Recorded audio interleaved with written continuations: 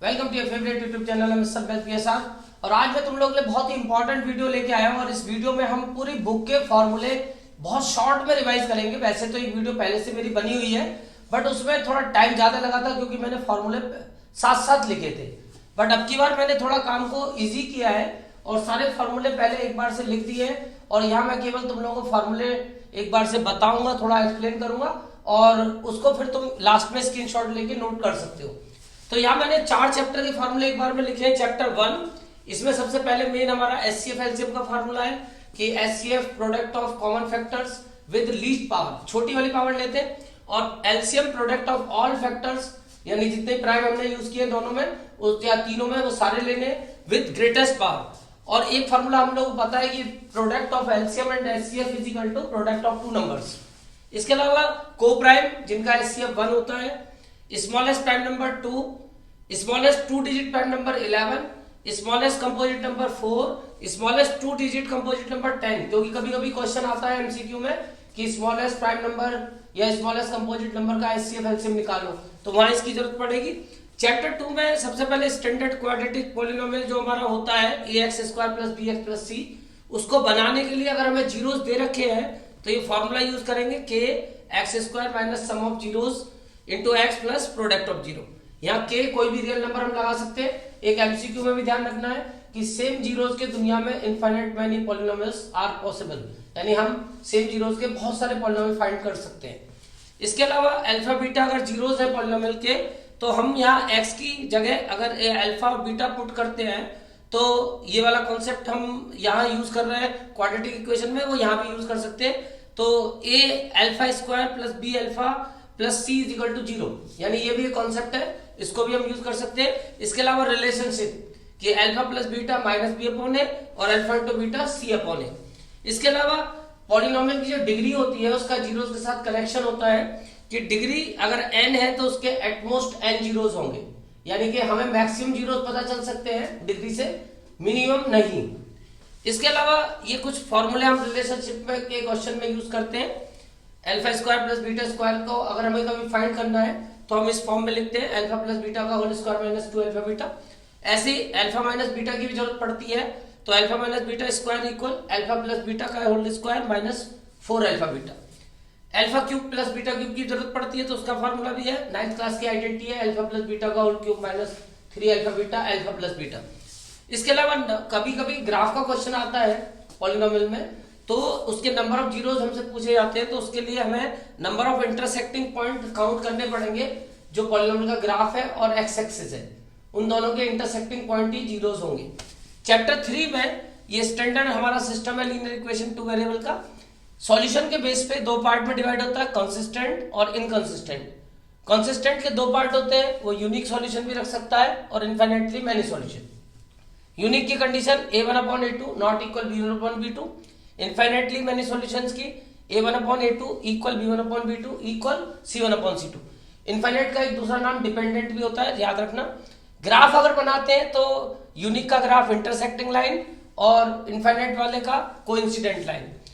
Inconsistent system अगर है तो नो सॉल्यूशन है, उसका मतलब a1/a2 equal b1/b2 not equal c1/c2, और ग्राफ बनाएंगे तो पैरेलल लाइंस। चैप्टर 4 में अल्फा बीटा का ये कॉन्सेप्ट मैंने बताया था पॉलिनोमियल का, इसके ऊपर एक नंबर का क्वेश्चन आता है, वहां हमें 0 दिया होता है तो या रूट दिया होता है तो हमें वो वैल्यू केवल पुट करनी है x की जगह और इजिकल टू 0 लेके चलना है दोनों केसेस में। इसके अलावा डिस्क्रिमिनेंट का फॉर्मूला b² - 4ac।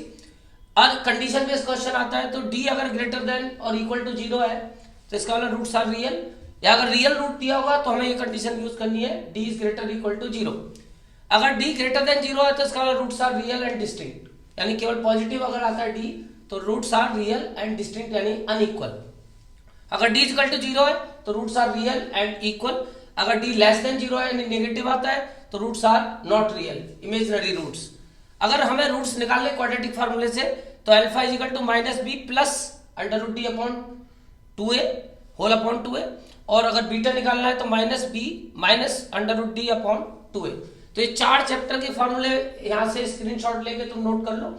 इसके बाद फिर मैं इसका सेकंड पार्ट देता हूं, इसे नोट कर।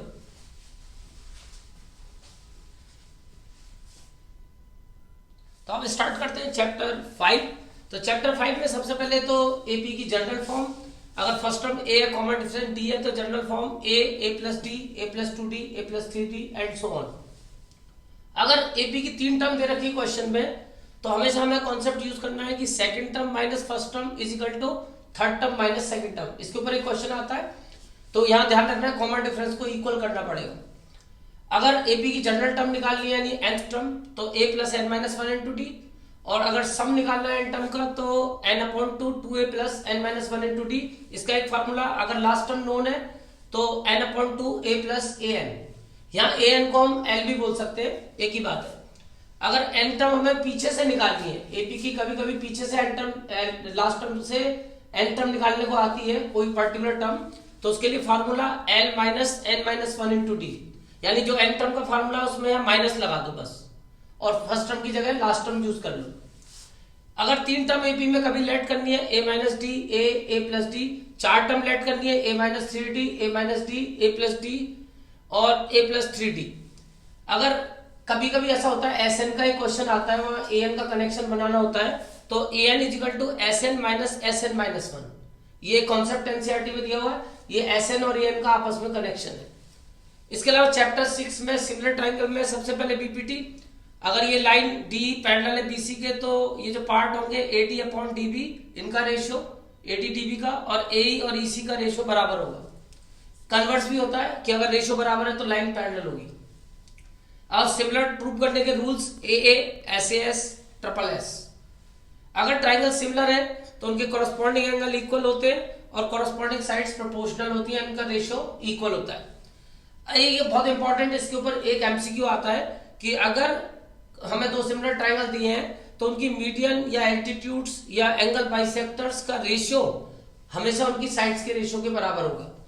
इसके अलावा एक और क्वेश्चन आता है एमसीक्यू में कि 2 सिमिलर ट्रायंगल के पेरीमीटर का रेशियो के ऊपर आता है, तो पेरीमीटर का रेशियो इक्वल होता है उनकी साइड्स के रेशियो के। कोऑर्डिनेट ज्योमेट्री में थोड़े ज्यादा फॉर्मूले हैं। सबसे पहला एक एमसीक्यू आता है कि परपेंडिकुलर डिस्टेंस पूछा जाता है किसी पॉइंट का, एक्स एक्सिस है वाई एक्सिस से, तो याद रखना है perpendicular distance of the point from x axis यानी कि वाई कोऑर्डिनेट। हमें केवल वाई कोऑर्डिनेट, और ये भी ध्यान रखना है साइन यूज नहीं करना, केवल नंबर यूज करना है। ऐसी perpendicular distance of the point from y axis यानी एक्स कोऑर्डिनेट, इसके लिए हमें केवल नंबर को यूज करना है। इसके अलावा any point on x axis हमेशा लेट करना पड़ेगा, तो x0, और any point on y axis 0y। Distance formula दोनों एबसिसा को माइनस करके x2 माइनस x1 का whole square plus y2 minus y1 का होल स्क्वायर और उसका स्क्वायर रूट निकालना है। Section formula m1 x2 plus m2 x1, इसी फिगर को देखो, रेशियो अगर इन दोनों का पार्ट का AP और PB का m1 m2 है, तो x coordinate m1 x2 plus m2 x1 upon m1 plus m2, और ऐसी y कोऑर्डिनेट निकालना है तो m1 y2 plus m2 y1 upon m1 plus m2। Mid point formula, अगर इसका p मिड पॉइंट है तो मिड पॉइंट का formula x1 plus x2 upon 2, y1 plus y2 upon 2। अगर ये 3 पॉइंट के बारे में हमें कोलिनियरिटी चेक करनी होती है, तो उसके लिए अगर हमने ये तीनों डिस्टेंस निकाल लिए AB BC AC, अगर AB plus BC is equal to AC आता है, दोनों छोटी सेगमेंट का सम बड़ी सेगमेंट के इक्वल आता है, तो points are collinear otherwise non collinear. अगर ये एक क्वेश्चन आता है पैरेललोग्राम के ऊपर कि उसके 4 वर्टेक्स दिए होते हैं या फिर हमें एक वर्टेक्स फाइंड करना होता है, तो हम चौथे को लेट कर लेते हैं जो हमें फाइंड करना है। उसके बाद हमें फार्मूला यूज करना है कि इनके डायगोनल्स का मिड पॉइंट के कोऑर्डिनेट सेम होते हैं, यानी डायगोनल AC का मिड पॉइंट जो आएगा वो इक्वल करना है coordinate of the mid point of BD। अगर ये कभी कभी ट्राइसेक्शन के ऊपर एक क्वेश्चन आता है, तो अगर ये दोनों पॉइंट P और Q इस AB को 3 इक्वल पार्ट में डिवाइड करना है, यानी ये पॉइंट ऑफ ट्राइसेक्शन कहलाते हैं, तो इससे हमें इनके कोऑर्डिनेट निकालने होते हैं। तो रेशियो से कैसे यूज करते हैं, तो AP पहला पॉइंट का जो इधर का पार्ट होगा AP, और इसका लास्ट वाले से जो होगा PB, इनका रेशियो 1:2, और A का Q से और Q का B से जो रेशियो बनेगा AQ रेशियो QB वो 2:1। तो ये सारे कॉन्सेप्ट हमें अब यूज करने पड़ेंगे और ये सब तुम्हें याद भी करने हैं। अब मैं नेक्स्ट स्टेप लेता हूं, यहाँ स्क्रीनशॉट लो। तो अब स्टार्ट करते हैं चैप्टर 8 और 9। ये मैंने एक साथ ले लिया ट्रिग्नोमेट्री, और इसमें सबसे पहले हमारी बेसिक पहली एक्सरसाइज की ट्रिग्नोमेट्रिक रेशियोज एक राइट ट्रायंगल में लिए जाते हैं। तो सबसे पहले हमें राइट ट्रायंगल के एक्यूट एंगल जिस पे हमें रेशियो निकालने हैं उसके बेस पे इनका डोमिनेशन करना पड़ेगा कि एक्यूट एंगल के अपोजिट साइड को P बोलेंगे, राइट एंगल के अपोजिट हाइपोटेनस, और जो तीसरी बचेगी वो बेस। यहां मैंने लिख दिया ये। और फिर एक फॉर्मूला याद करना पड़ेगा, some people have curly brown hair through proper brushing. Some से S ले लेंगे, S से sine P upon H, cos B upon H, tan P upon B। Reverse करेंगे तो cosec H upon P, sec H upon B, cot B upon B। इसके अलावा Pythagoras theorem भी याद रखेंगे, H square equal P square plus B square. Second exercise में हमें जरूरत पड़ेगी वैल्यूज की। उसके लिए मैंने फिंगर वाला फॉर्मूला तुम्हें सिखाया था कि ये जो छोटी वाली फिंगर है इसको 0 डिग्री, 30, 45, 60 और 90। साइन का फॉर्मूला याद करेंगे, फिंगर बिलो का रूट अपॉन 2, कॉस के लिए फिंगर अबव का रूट अपॉन 2, और टेन के लिए फिंगर बिलो का रूट अपॉन फिंगर अबव का रूट। इस फार्मूले को याद करके हम वो सारी वैल्यूज निकाल सकते हैं। मेरी अलग से एक शॉर्ट पड़ी हुई है। ये आइडेंटिटी याद करनी पड़ेगी, sine square theta plus cos square theta 1। इससे दो फार्मूले बनेंगे, 1 minus sine square equal cos square, 1 minus cos square equal sine square. ऐसे sec square minus tan square equal 1, sec square minus 1 equal tan square, 1 plus tan square equal sec square. Cosec square minus cot square equal 1, cosec square minus 1 equal cot square, 1 plus cot square equal cosec square. ये कुछ relation और भी याद करनी है, tan equal sine upon cos, cosec equal 1 upon sine, sec equal 1 upon cos और cot equal 1 upon tan.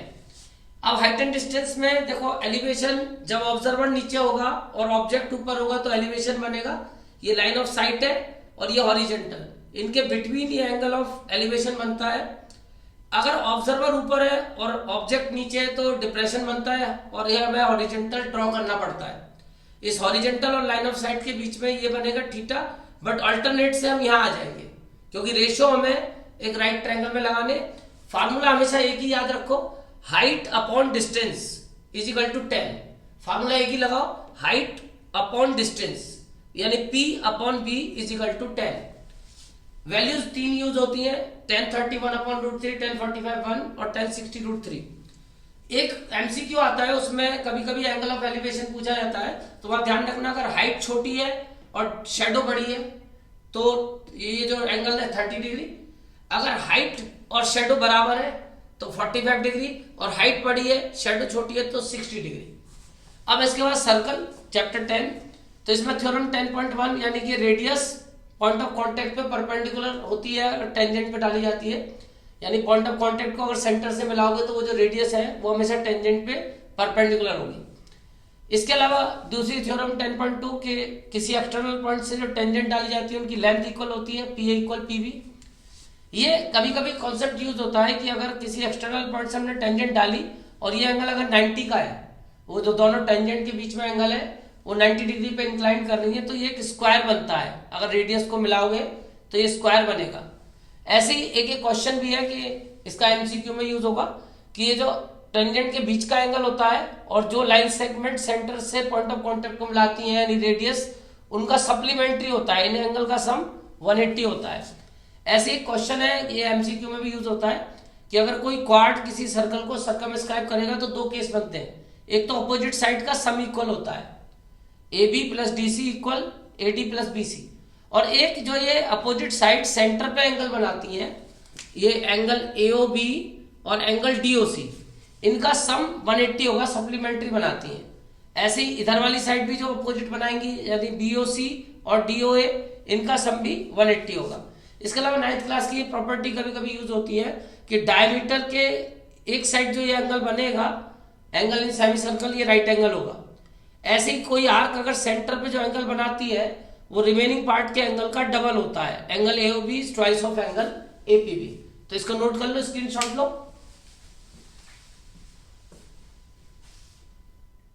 अब start करते हैं चैप्टर 11 यानी एरिया रिलेटेड सर्कल।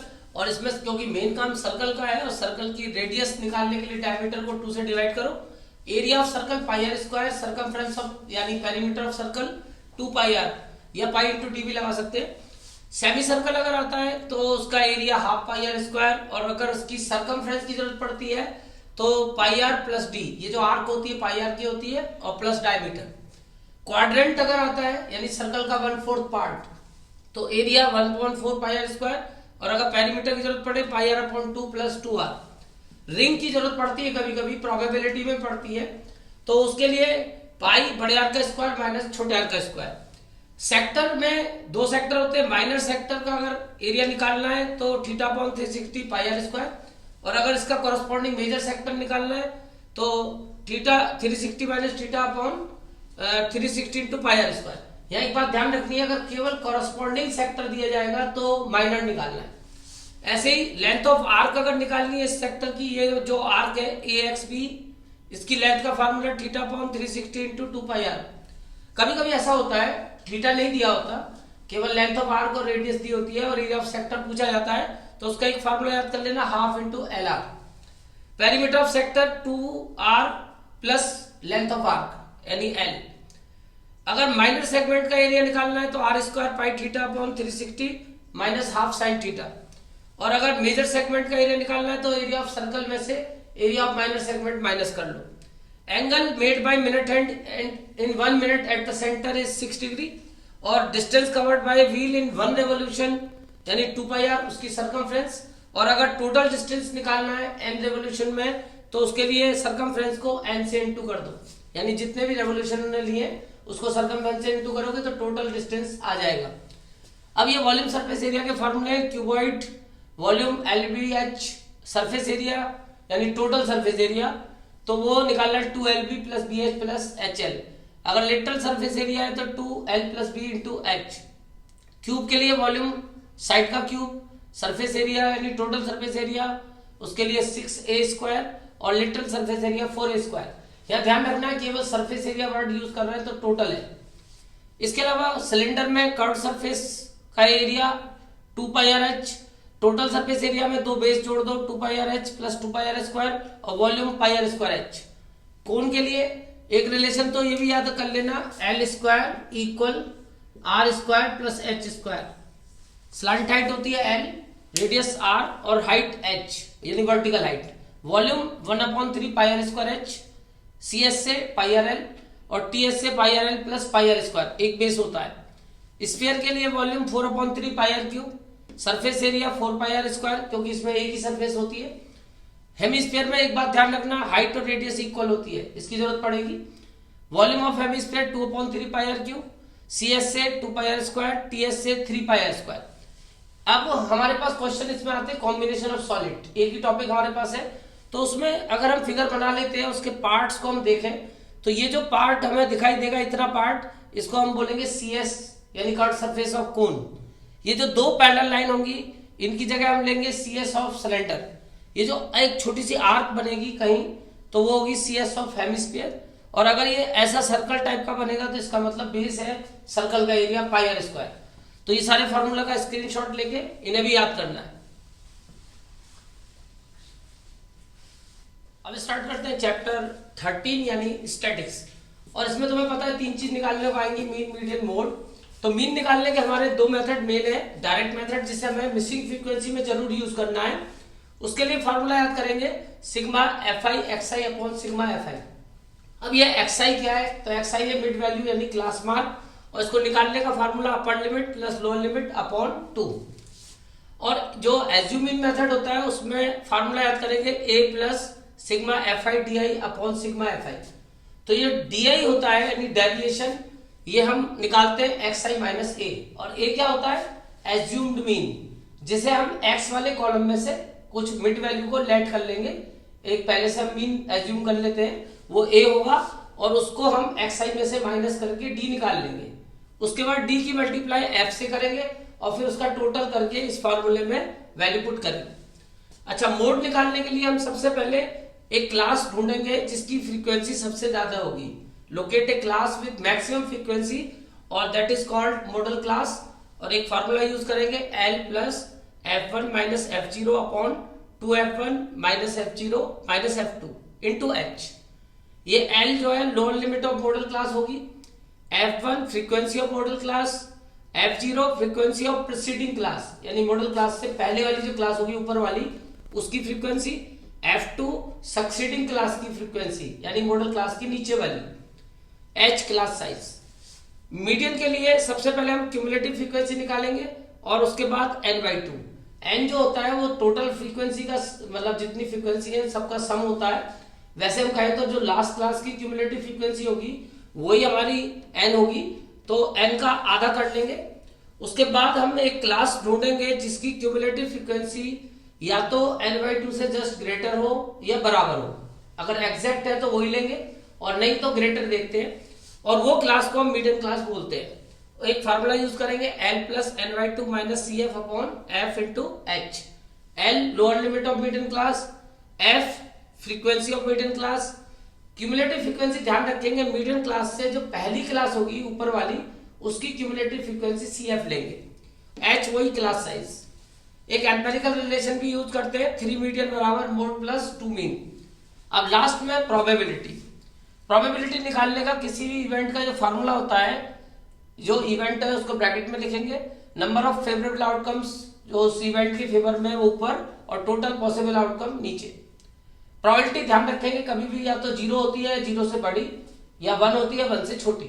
प्रोबेबिलिटी कभी माइनस में नहीं होती और कभी 1 से बड़ी नहीं होती। तो इसका एक क्वेश्चन MCQ आता है, वह ध्यान रखना है।